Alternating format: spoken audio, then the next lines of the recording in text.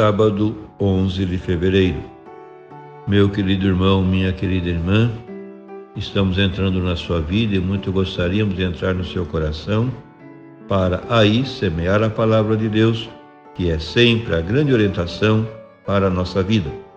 Nesse sábado da quinta semana do tempo comum, a liturgia nos apresenta o Evangelho de São Marcos, capítulo 8, versículos de 1 a 10. Naqueles dias havia de novo uma grande multidão e não tinha o que comer. Jesus chamou os discípulos e disse: Tenho compaixão dessa multidão, porque já faz 3 dias que está comigo e não tem nada para comer. Se eu os mandar para casa sem comer, vão desmaiar pelo caminho, porque muitos deles vieram de longe. Os discípulos disseram: Como poderia alguém saciá-los de pão aqui no deserto? Jesus perguntou-lhes: Quantos pães tendes?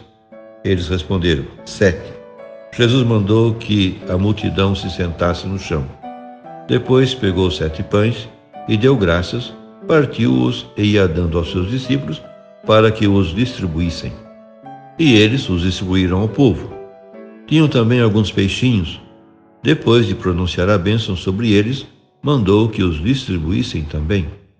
Comeram e ficaram satisfeitos, e recolheram 7 cestos com os pedaços que sobraram. Eram 4.000, mais ou menos, e Jesus os despediu. Subindo logo na barca com seus discípulos, Jesus foi para a região da Dalmanuta. Meu querido irmão, minha querida irmã, no Evangelho de hoje, Marcos relata uma segunda multiplicação dos pães feita por Jesus em terra de pagãos, onde se encontra. A primeira teve lugar dentro do território da Palestina.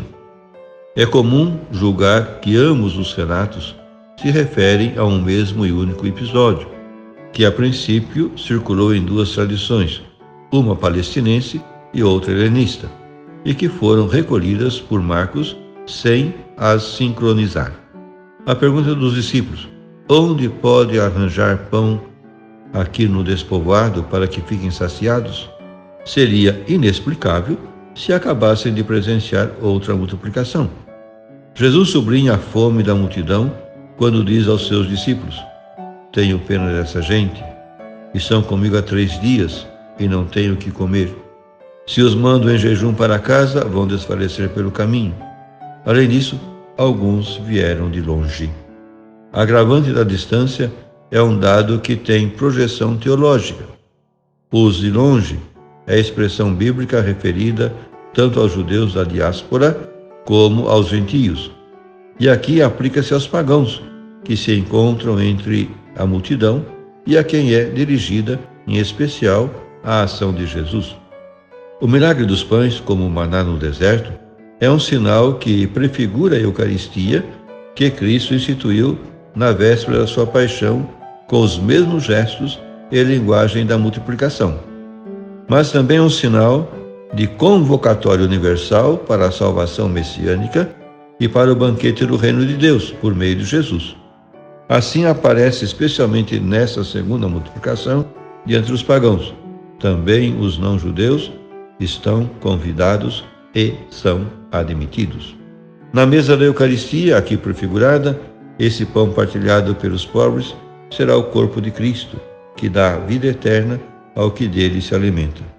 Assim o explicou Jesus no discurso do Pão da Vida, que, segundo o evangelista João, pronuncia na sinagoga de Cafarnaum, no dia seguinte à multiplicação dos pães.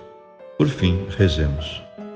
Nós te bendizemos, Pai, ao ver o coração de Cristo, compadecendo-se do povo extenuado e faminto, e repartindo em abundância o pão aos pobres.